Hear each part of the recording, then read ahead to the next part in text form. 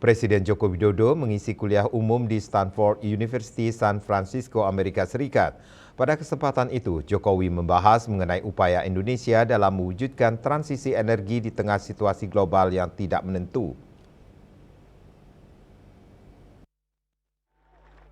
Presiden Joko Widodo mengatakan perubahan iklim dan transisi energi menjadi kebutuhan mendesak bagi sebuah negara, termasuk Indonesia, di tengah kondisi global yang tidak menentu.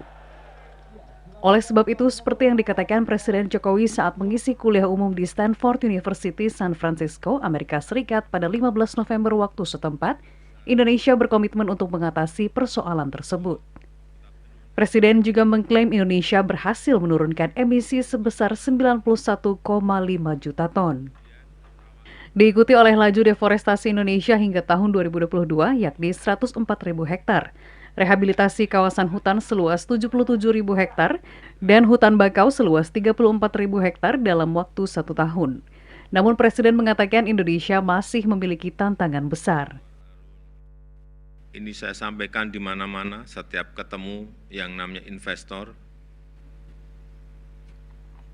baik Indonesia maupun negara berkembang lainnya, mengenai pendanaan dan transfer teknologi.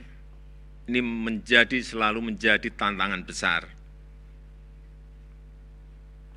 Karena memang kita butuh investasi yang sangat besar, serta transfer teknologi dan kolaborasi.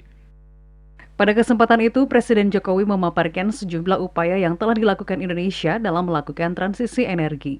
Salah satunya adalah pembangunan listrik tenaga surya terapung di Waduk Cirata, Jawa Barat, yang menjadi PLTS terbesar di Asia Tenggara dengan kapasitas 192 MW.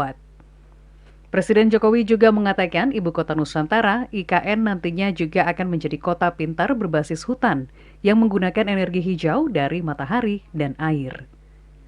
Tim Kantor Berita Antara mewartakan.